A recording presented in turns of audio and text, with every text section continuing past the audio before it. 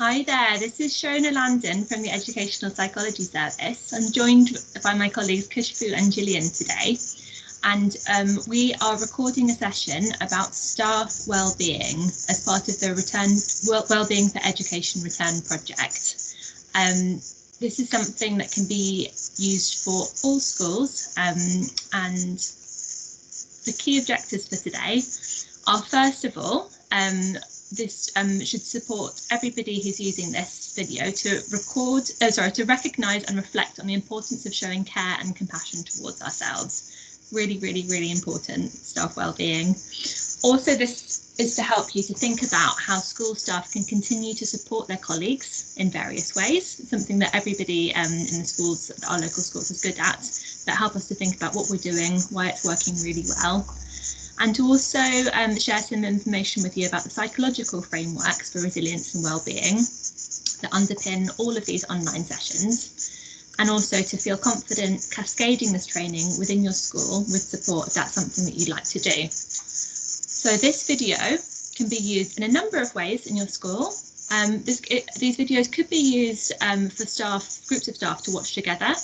And we've got some pause and reflect points there, so we will signpost you to when it's a good idea to sort of pause the video and then have group discussions amongst your colleagues. That's sort of where the key learning and the key changes happen, is in those really important discussions. Also, it could be that an individual staff member can watch this and then get some ideas of things that they can bring forward or bring back to their school. It might be that a member of staff wants to lead a training at school or a webinar for their colleagues. So this video should help you plan ideas of what you can say with the slides and how you can deliver them. And the slides will be made available to you as well, so that you can take these and use them in whatever way you'd like at your school.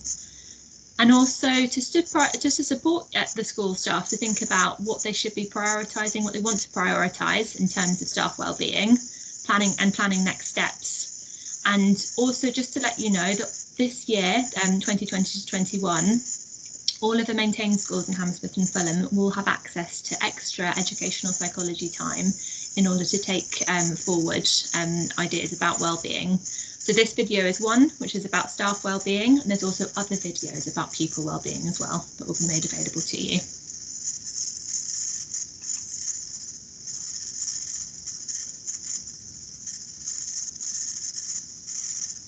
Okay, thank you. So this is where we're going to start off today. So we have an image here taken from the Blob People resource, which some of you might have already seen and be using in your settings. And we just invite you to pause and reflect on this at the moment and think about which blob person do you identify with most. So we encourage you to pause and reflect and think about where you are now, maybe which person you identify with at this point in the year, perhaps thinking where you were last term and think about what might have been impacting your choice. It's something you can use with the children as well, so it's a great resource to have. Thanks, Shona. Next slide. Okay, and just really the reason why we're doing this session and making it available for everyone is children and young people definitely need adults who take care of themselves first. It's a really important rule for ensuring everyone's survival, really. And I think the image shows it really well, that before we can be there for the children and young people we look after, it's really important that we look after ourselves first, so we are able to do our jobs properly. So a really important metaphor for anyone working in schools at this time in particular.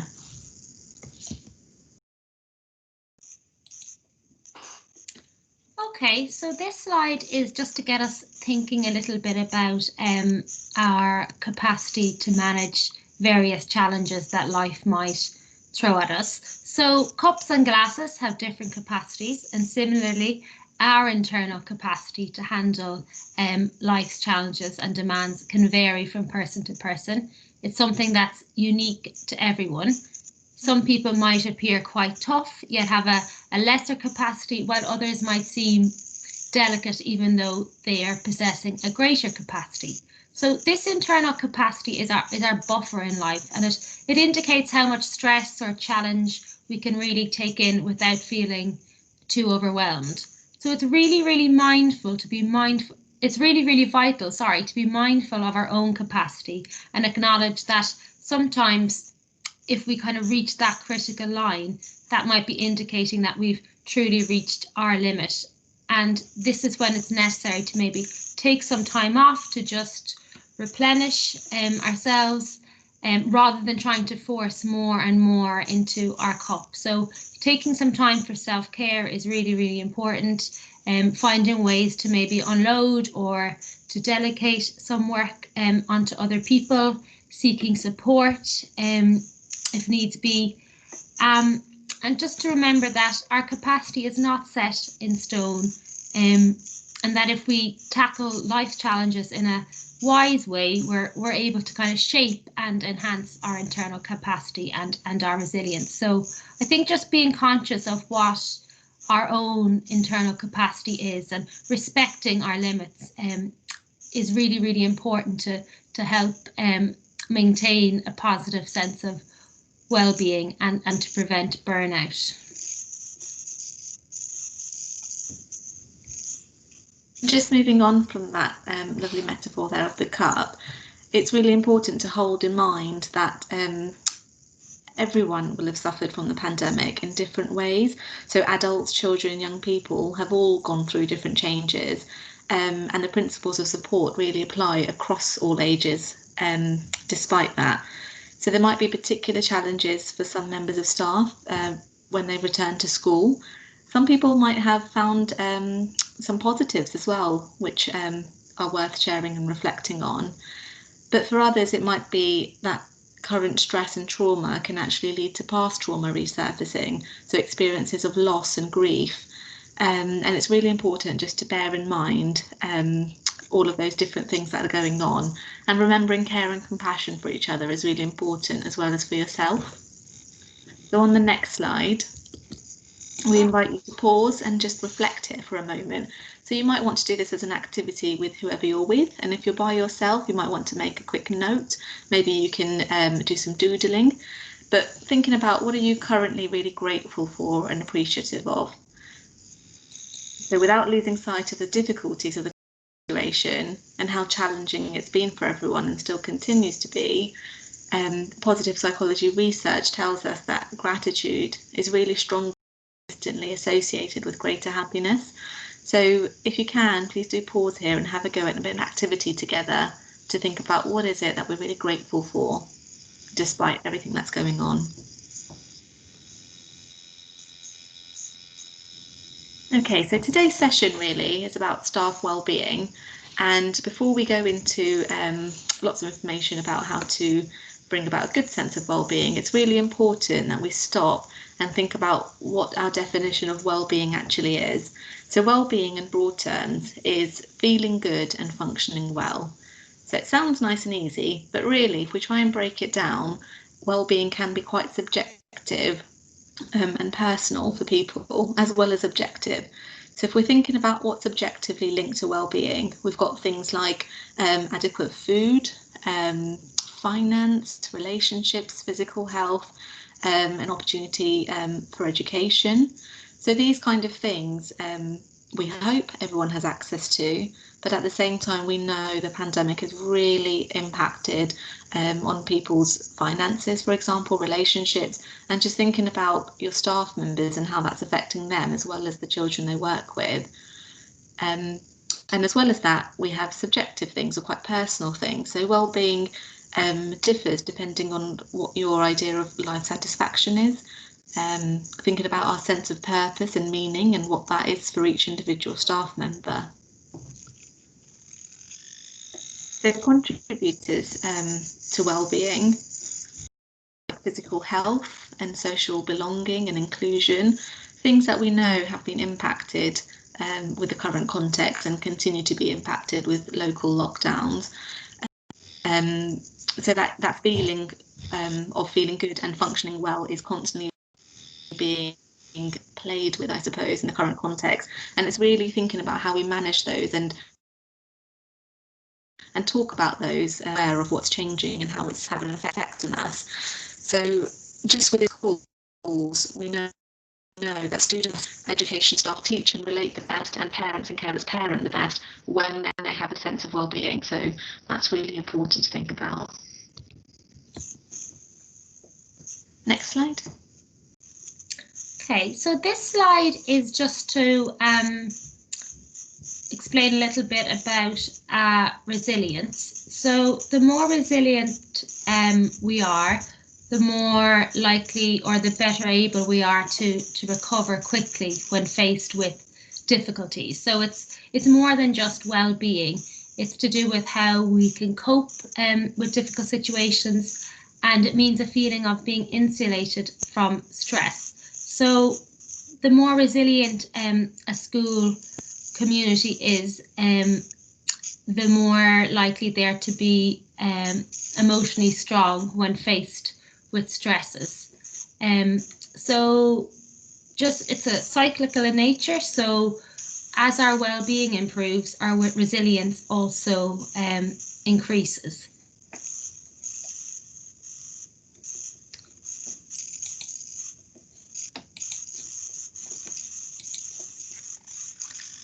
So how can we learn to be more resilient? So there's lots of different factors.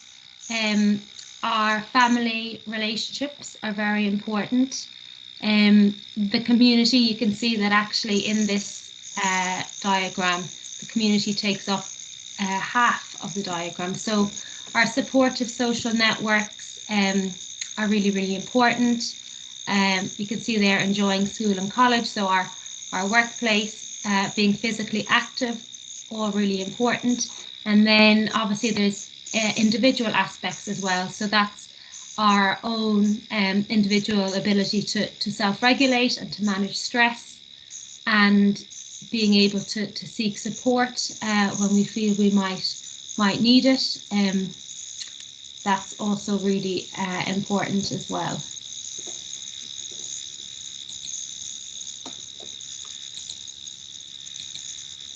So what predicts resilience? So resilience, or the lack of it, it's a result of a complicated interaction between nature, so that's what we're born with, nurture, so our experiences or what we grow up with, and then events, what happens to us.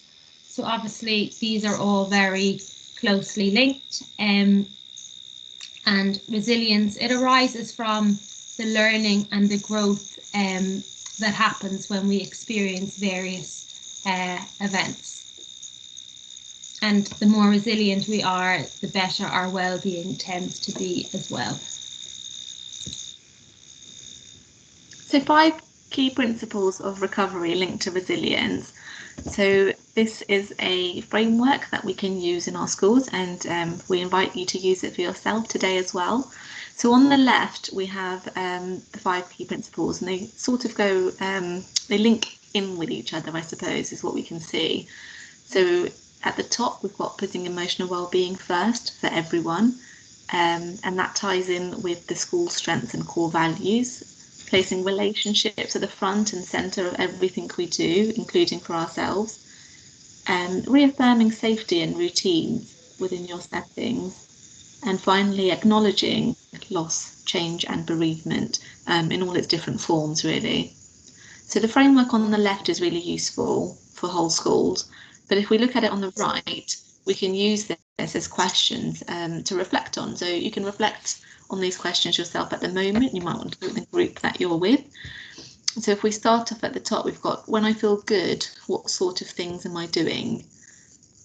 So that's thinking about helping yourself put your emotional well-being first. So stopping to reflect on what things are you doing when you feel good is really important. And then we can move around and carry on. So you can pause the video at this point and have a go at some of those questions. And the reason that activities like that are quite useful and important is that we are all aware that expectations on staff members have always been high, but at the moment they're particularly overloaded. So we understand that expectations are changing constantly depending on what's happening nationally and locally, really, and that there's a lot of containing that staff members are having to do themselves of the children and young people and parents that they work with, and of each other, really. So it's important to have a go at activities like the one before, where possible, and at the moment. And just the next slide. So again, just going over all of the expectations, we need to be in a good state ourselves. Thank you.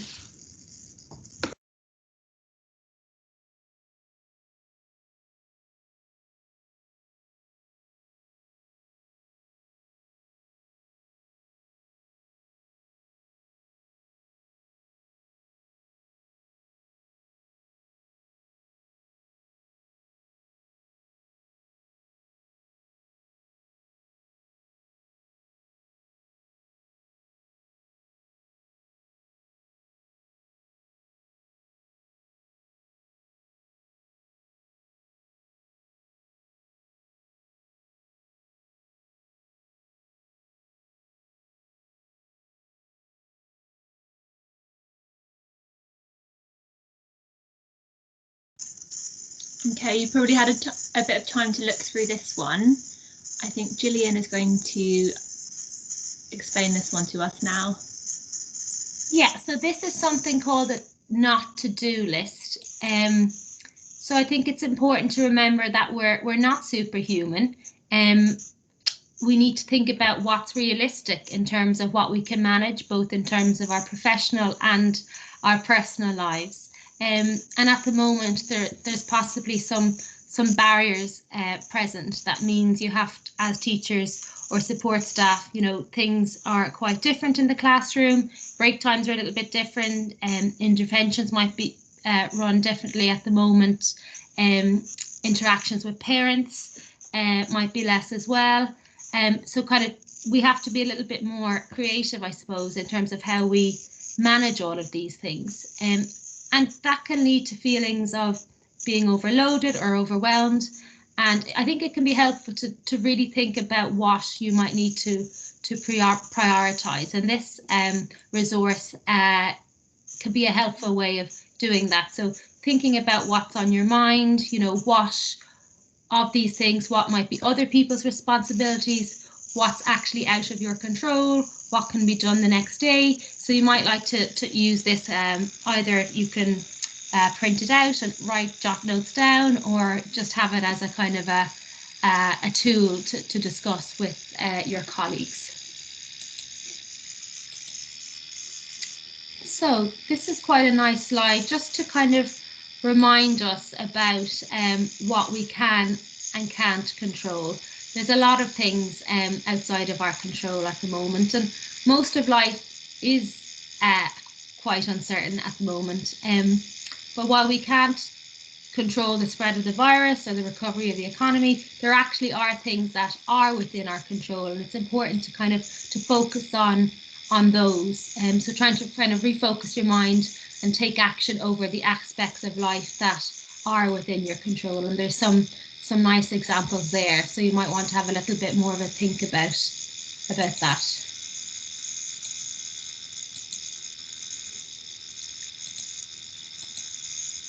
Again, some ideas on how to deal with uncertainty, maybe journaling. Again, just focusing on what's actually within your control. What can you do day to day? Practicing gratitude, we mentioned that earlier on, and looking after our self-care is obviously really important as well.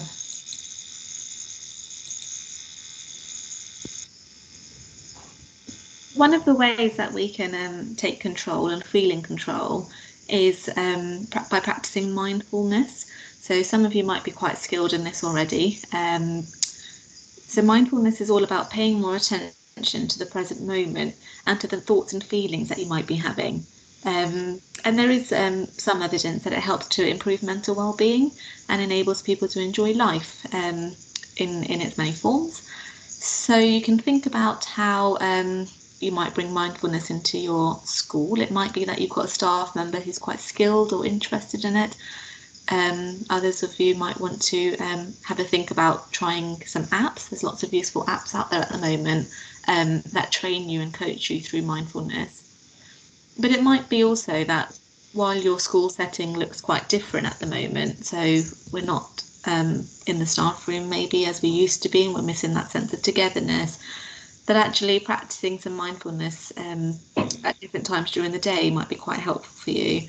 So maybe next time you're having your lunch, you might want to think about your sense of smell, because sense, as it says, often triggers emotional memories, and these can be quite pleasant if you've chosen a particularly nice meal. So just an idea really to think about in terms of well-being is practicing our mindfulness.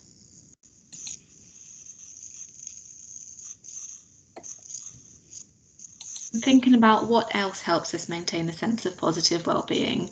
So at the bottom there, we've got sleeping, eating well, and being physically active. So as much as possible, trying to encourage yourself to do some things which link in with this. Taking a degree of control in your lives. So again, that can be in any small form really. It doesn't have to be anything huge. It can be the small actions that help you feel better in the day.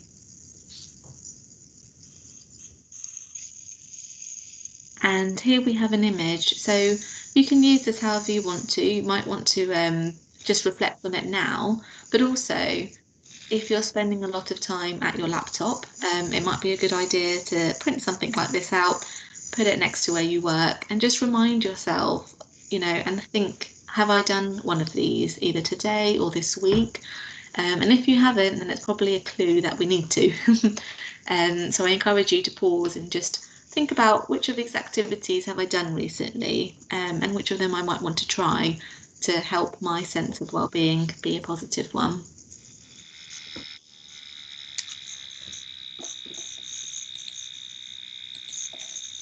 And following on from that, just want to draw your attention to something called the 5 ways to well-being. So research has shown that our happiness and our well-being increases when we do each of these things.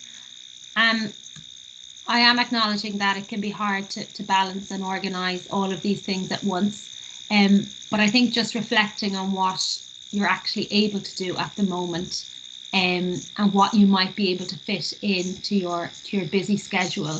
You might be able to just do a little bit more of each of these things. So we've got connect, something you might want to message a friend. People are always very appreciative when they think when they know you're thinking of them.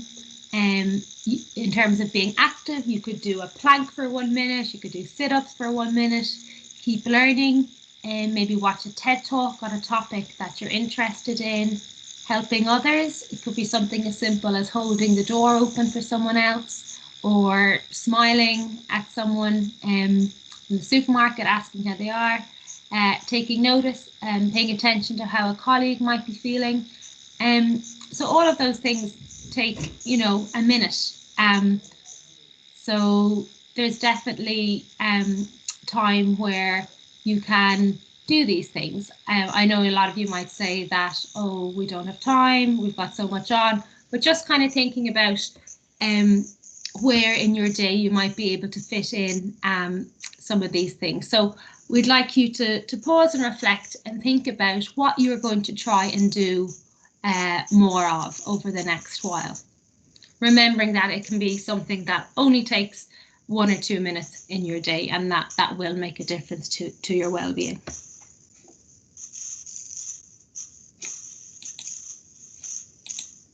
Okay, I'm sure this is something you're all very familiar with, Maslow's hierarchy of needs, and it's just to draw your attention to that actually the needs lower down in the hierarchy, so those physiological needs and safety and security, they need to be satisfied before individuals can attend to the higher up needs. So like we've already mentioned about eating well, getting fresh air, being active, maintaining relationships, just trying to do more of these things are really important.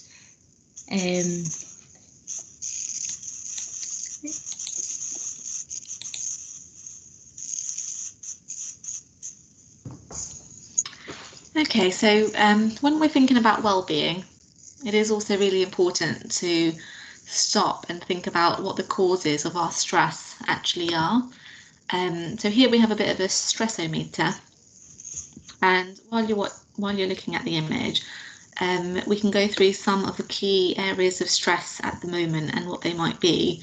So we have things like lack of control or autonomy, which is something we've spoken about already.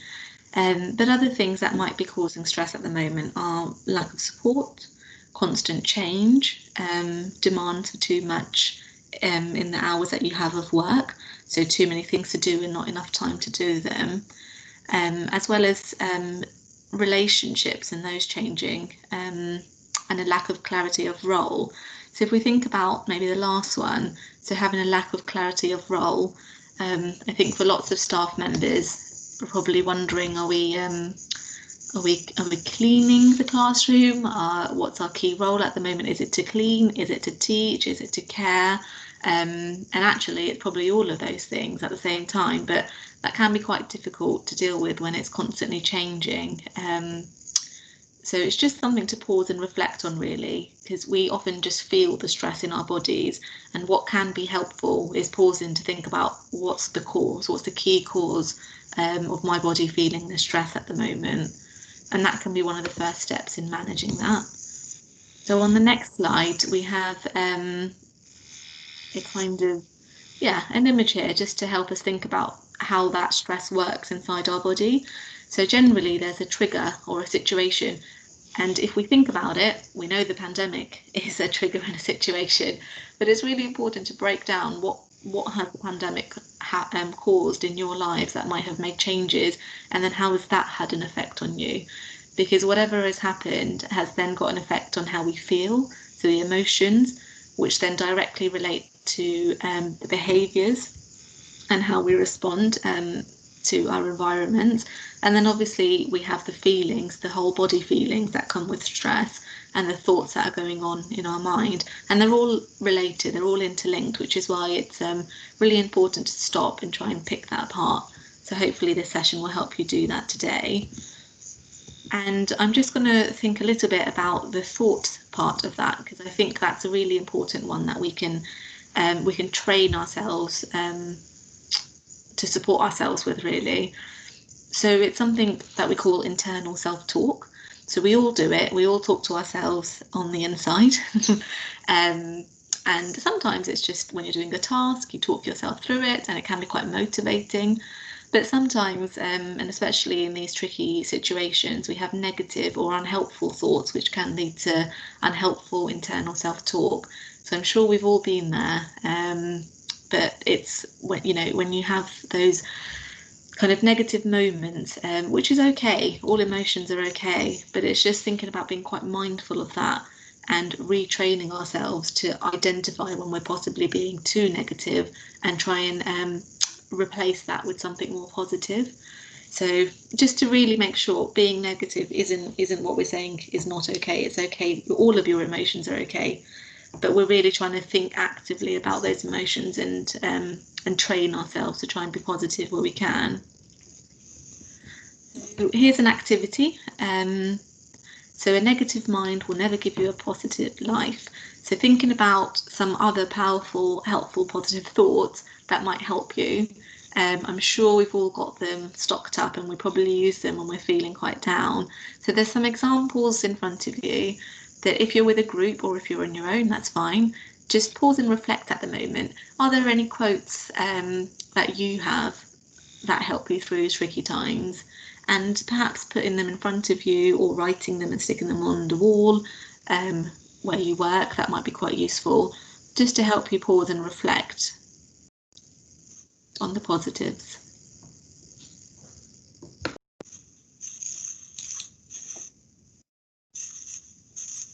Okay, so just to draw your attention to something called compassion fatigue.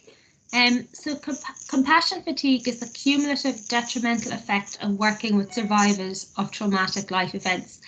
It can be really easy to get overwhelmed by your students' struggles. I'm sure a lot of the students that you're working with, especially the more vulnerable ones, have had, a challenging few months. So I think it's just important to be aware that actually, as teachers and as educators, as support staff, that you can be affected by this, and that actually the fatigue you're experiencing or maybe experiencing at the moment isn't a character flaw or a sign of weakness, but it's an occupational hazard. So there's some, on the image there, you can see there's some kind of signs, I suppose, that you might be experiencing compassion fatigue, and just to kind of be aware that this is something that does exist, and just to be mindful of that. Okay. So we've spoken quite a bit of how we can support ourselves, but I think it's really important that we also focus a little bit on how we can support our colleagues as well. So we're going to talk a little bit about the different ways that you can support the people that you work with.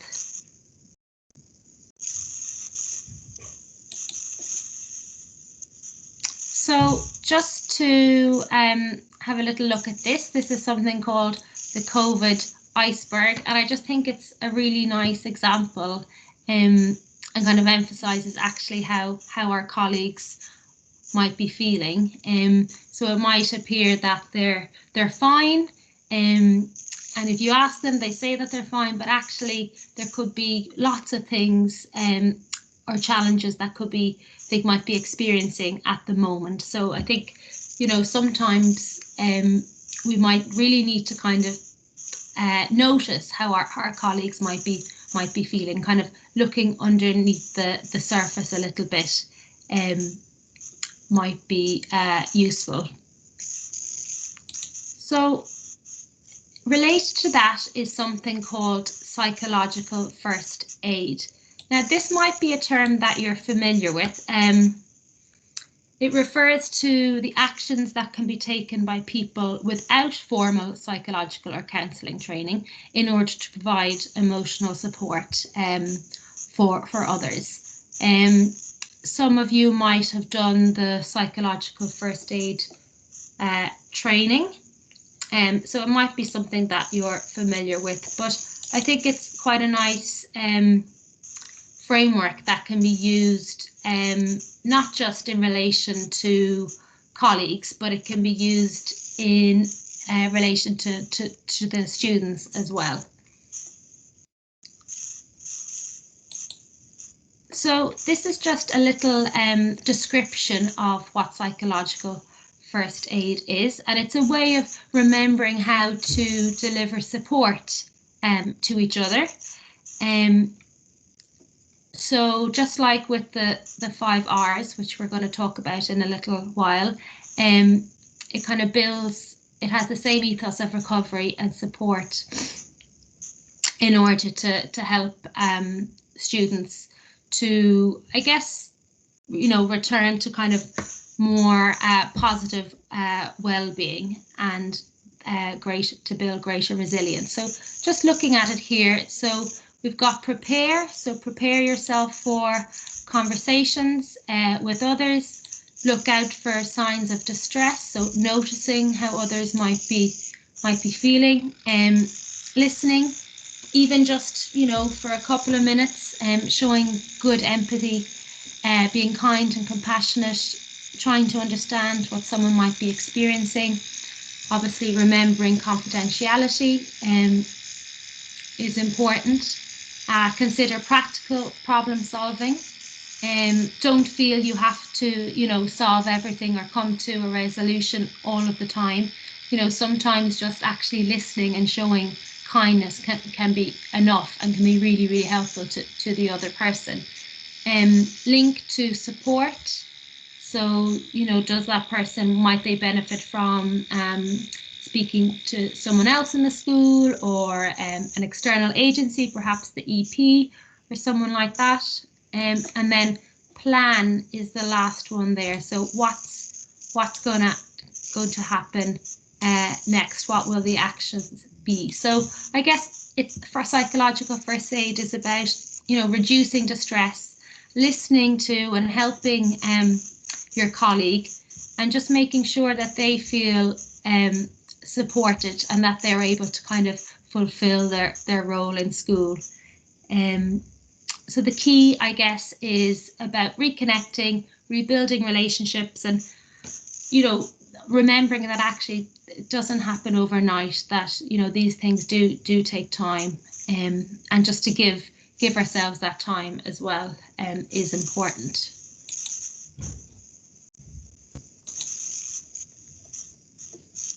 So thinking about actions within the school that can help promote staff wellbeing, we have some key questions here that you might want to reflect on. So some of the actions that can be taken within the school is thinking about, do we have a designated staff member who takes a lead on promoting staff wellbeing? So the value in having a staff member who does something like that would be that it's always on the agenda, it's always on people's minds, and someone has a responsibility of raising it. So that's something to think about. Another one is thinking about how frequently we reflect on staff wellbeing. So is it an agenda, which is on weekly staff meetings? The other thing to think about is systems in place to gather views of all staff. So how are views of staff gathered within your school setting? Some of you might have fantastic examples of this, but I'm sure other people that are watching this might be wondering how and where this works within their school. And if that's the case, then I do encourage you to raise this with either senior leaders within your school, maybe your Senko, maybe pastoral support that you have. But it could also be just getting together with other staff members and thinking about creating your own change within your school.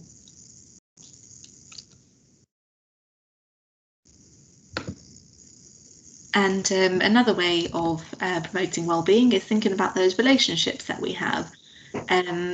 So thinking about how our basic human needs met at the moment, especially when the situation and the context that we're teaching in is so different. So is there a way of protecting lunch times or break times, even though kind of communal areas might not be possible? So is lunch provided on certain days? If some of this is not happening, or you think there's room for improvement, then something like a suggestion box. So we obviously use it for children and young people in the classroom, so having an anonymous box or a suggestion box. And it's not a bad idea to have something like that within your school setting that maybe senior leaders can have a look at every now and then. So perhaps that's something you might want to set up in your school is, do you have any creative ideas for improving a sense of well-being at the moment? And just in terms of meeting human needs, so thinking about the teas, coffees, is there a way of making sure that that's available for everyone? We had a really lovely idea from a school who, during inset days, the head teacher just organised a little coffee van to come along, and everyone could have a coffee and a piece of cake. And just something small like that, I think, really gives a message to staff members that they're appreciated. So if that's something that's not happening in your school, maybe create that suggestion box and yeah, pop it in there. Okay, something else that you might want to think about is work-life balance. You know, is your school kind of offering some flexibility around this? I know in some schools, teachers are having their PPA time at home. Obviously, are there inclusive social gatherings? I know that might not be happening at the moment, but, you know, are there kind of opportunities, I suppose, to relax or to come together as a group, even if it is virtually? do discussions take place about how to manage workload? Is this a conversation you feel you can have with your senior leadership team, kind of thinking you might want to reflect with colleagues about how you might approach senior leadership if you feel this is something that needs to be addressed?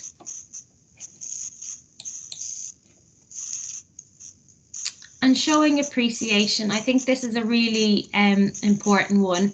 How do you show, I guess, that you appreciate your colleagues, or how do your colleagues show that they appreciate you?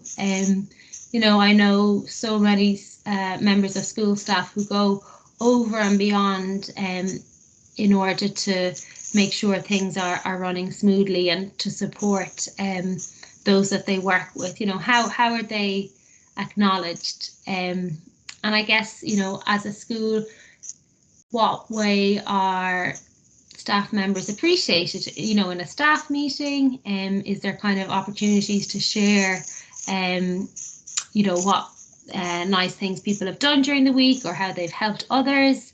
You know, doing shout outs in the staff room, even having like a notice board where you might put up little post-its, just, you know, saying what people have done during the week that's been appreciated. There's lots of different things that you can do, and I'm sure you're doing lots of these things, but, you know, it's just important to kind of think about how we're showing our appreciation of our colleagues. And developing a positive ethos and values. Again, I think it's just important to think about how, you know, how does the school, I suppose, show that it's a welcoming and a trusting environment. How does it value its employees and invest in them? I guess whether that's through CPD and opportunities within the school. Like I mentioned already, being able to communicate with senior leadership, especially if there's concerns about something. You know, is there a kind of an ethos where communication is valued and encouraged? And are you given permission to think about well-being? Is it actually a priority? Again, that's something you might want to think about as a group. So we'd like you just to take a few moments, I suppose, to pause and reflect and think about those things that we've just been discussing: work-life balance, showing appreciation,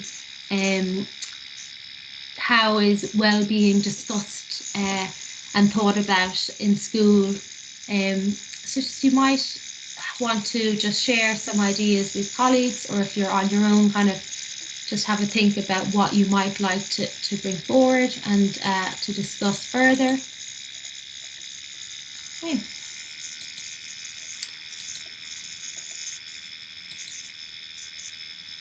So the next little bit that we're going to look at is something called the 5 R's for all ages. So this is something that we're actually going to use this framework in relation to a case study with a teacher, but it's something that can be used across the school. You might want to use it with children or with colleagues, and that's absolutely fine. So the 5 R's, we've got relationships, recognition, reflection, regulation, and resilience. And we're just going to go through how you might use this framework to support a colleague. And it's quite useful because it gives us some prompts in terms of what you might be thinking about and how you might best support a colleague who is maybe having a difficult time. So this case study, we have a teacher called Jenny. She's a year 5 class teacher, and she lives with her partner. She's got 2 young children, and she cares for her mum, who is vulnerable. And during the pandemic, she had been supporting children remotely from home, but now she's just returned to school. So we're going to think a little bit about what support Jenny might need. So maybe just take a moment to have a think about what's going on for Jenny and what might be the challenges that she's is experiencing at the moment.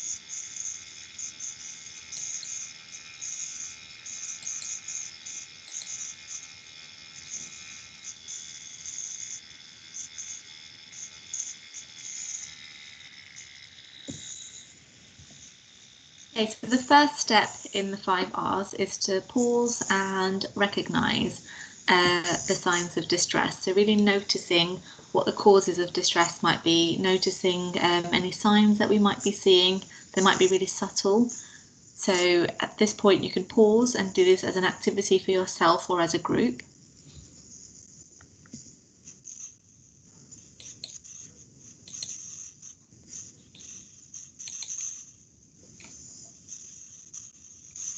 So some of the things we might be recognising for Jenny are over here. So she might be worrying about how she can continue to look after her mother, worrying about coping with a new class who's also recovering from being in lockdown and the pandemic. She's been struggling to sleep, which, as we went through before, is really important to a sense of well-being, and this is being caused by some anxiety. And she's thinking it's going to be really hard teaching children that haven't been in school and the changes to routine. And there also are some very, very real health concerns about being exposed to COVID herself, as well as for her concern for her colleagues and the children in her class. So that's just some of the signs you might be recognising. I'm sure you've found lots more. So the next step, when using the 5 R's to problem solve and think about a plan, is pausing to reflect. So again, I want you to pause the video here and think about what kind of self-awareness strategies might Jenny be using at the moment.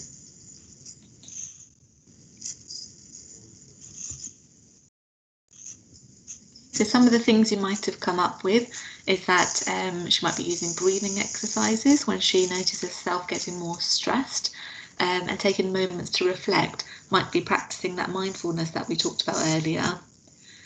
And on reflection, she might have had the courage to share her dilemmas. So I think that's really, really important, is taking that agency and that sense of self and being that advocate for yourself. So reaching out and sharing the struggles with someone within your school setting. Next is relationships in the 5 R's. So we think about how can we reach out for others to help. So how, and then who as well. So again, please pause the video here and have a think about who we know Jenny might be able to reach out to.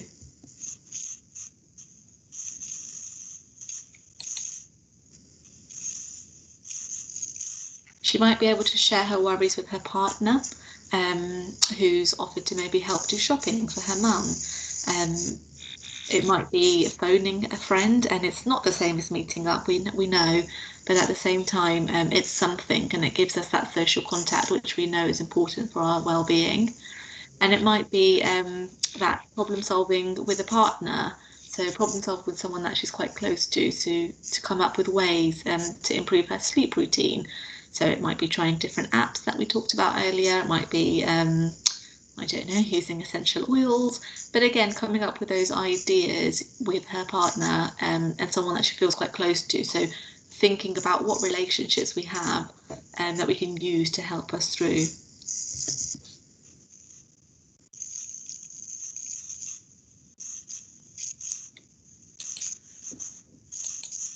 And the next R that we're going to think about is regulation. So what can Jenny and those close to her, partners, friends, colleagues at work, what can they do to help her? What support, I suppose, is available to Jenny in order to kind of help her, I suppose, to be in a little bit more control over what's going on in her life and to support her with her resilience. So you can have a think about what could be put in place, I suppose, to support Jenny at this time.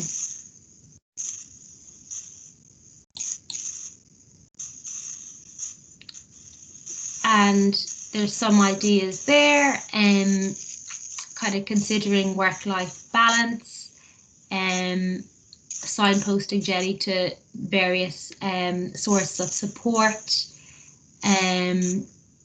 having a catch up with the deputy head, you know, so there's lots of things that actually can be put in place for Jenny. So I guess this is kind of an opportunity as well for you to think about what might be helpful for colleagues in your school if they were experiencing something like this. How can you support them?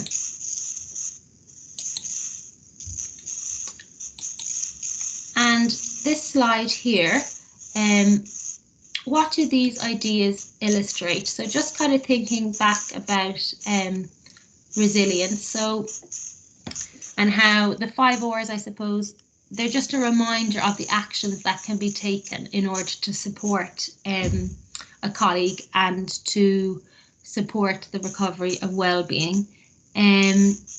So recognising that she's worried, relationships, how can she get help, reflecting on the ideas and what changes she can make.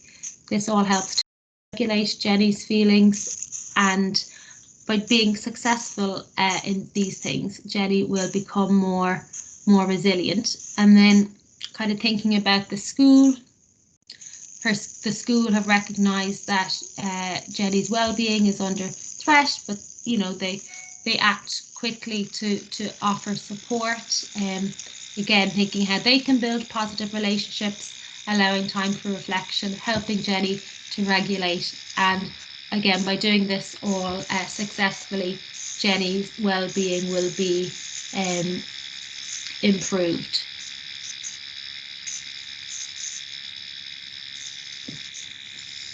So as a recap to the session so far, we're really thinking about placing our well-being as a really important part of our everyday lives, I suppose, and recognising how schools and colleges can support that for their staff members. So really thinking about recognising the threats to well-being. So first of all, identifying them and naming them, and then thinking about the relationships and actions we can take, really. So relationships we can use and actions we can take to manage that sense of well-being. So promoting strategies of regulation and rebuilding resilience. So I encourage you to use the 5 R's framework. You can use it for yourself. You can use it with other members of staff, but really thinking about how do we rebuild that sense of resilience if we feel like it's being threatened. Okay, so just a little reminder or prompt, I suppose, around what can be put in place in order to I suppose make life a little bit more pleasant at the moment. These are just some ideas. We've already mentioned about sharing gratitude and shout outs in the staff room. The Pret coffee one, I think there's an offer on at the moment where you can get, if you sign up, you can get a month of unlimited free coffee. Wellbeing Wednesday, what can you do on a Wednesday to show your colleagues that you appreciate them? What nice things could be on offer in school, whether that's, I don't know, cakes or Zumba classes. Again, kind of thinking about what's possible at the moment, but moving forward, hopefully more of these things will be able to do them. Team sports, etc. So all kind of just thinking how you can build the relationships amongst colleagues and have a little bit of fun while doing so. And again, just a little moment to pause and reflect. It's been a really difficult year for everybody, lots of milestones might have been missed out on, or just having to kind of celebrate them and acknowledge them in a slightly different way. But have a think about your colleagues and maybe some of the milestones, whether it's birthdays or weddings or new babies or graduations. So many things have had to kind of be put on hold, I suppose.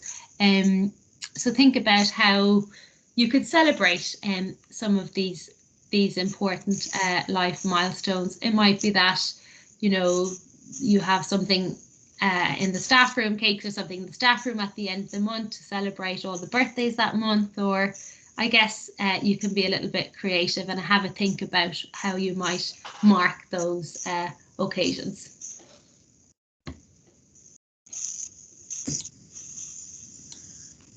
And it's about really recognising that a winter lockdown is very different to what we experienced earlier this year. So it's getting darker earlier, the days are seeming a bit shorter, and it's not as easy to go out for a quick walk or meet friends outside as it used to be. So it's really just acknowledging that, I suppose. And this visual gives you some nice quick ideas as to how to look after your mental health in a winter lockdown specifically. So it's still about trying to create those pockets of comfort, I suppose, as much as possible, and still trying to move your body regularly. So we know being physical is linked to a sense of improved well-being. So really trying to do that in whichever way you can. We just wanted to really highlight ways in which the Educational Psychology Service can support your school staff well-being at this time. So there are some hours, so that every school has 4.5 hours of EP time per maintained school this year, which we can use to follow up these sessions with, or think about planning further, think about how these sessions might be implemented across the school year. But lots of other ways as well. So thinking about individual or group supervision, thinking about those inset days and those twilights where you might really want to focus on staff well-being, thinking about coaching as well as consultations and other creative ways of working. So yeah, just thinking about how we can take these resources further. You might want to talk to your link EP about that, and there might be a particular area that you thought, oh, we can do with some more support with that. Then please do get in touch with your link EP, because we're more than happy to help out.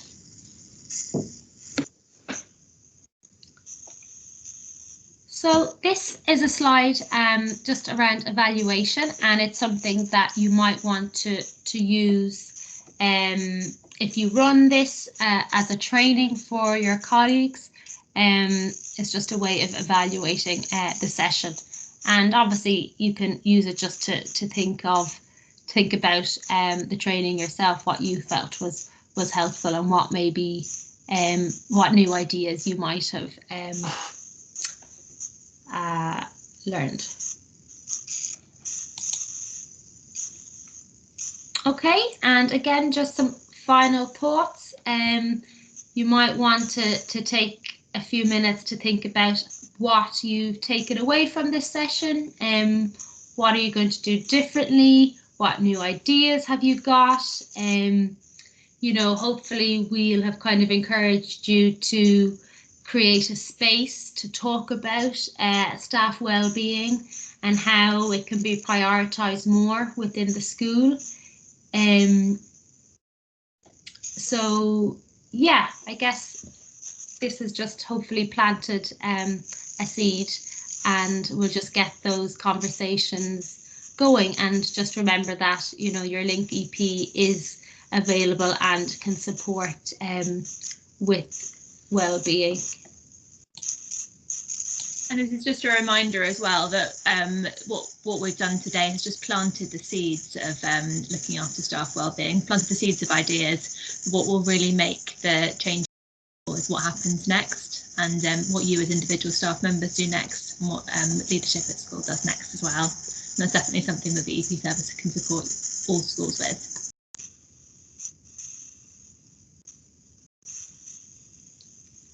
And just a reminder that all of the best heroes are ordinary people who make themselves extraordinary, that everyone is doing an amazing job in what is a really difficult and challenging time. So I think just to, take a moment to remember all the really amazing things that you are doing at the moment, and just to give yourselves a pat on the back.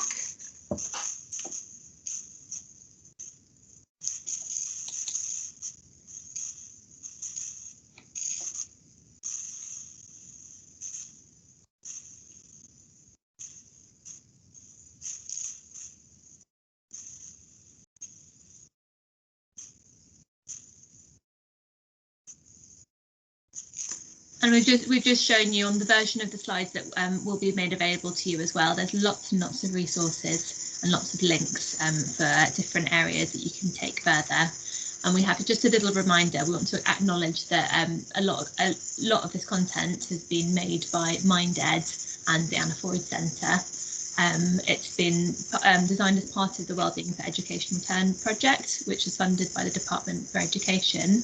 And the slides have been adapted by Hannah Smith and Fulham Educational Psychology Service. And we've been asked to ask that if you do use these slides in any context or adapt them at all, please do as much as you like in the way that's useful for your schools. But please do also acknowledge the organisations here as well. Thank you so much.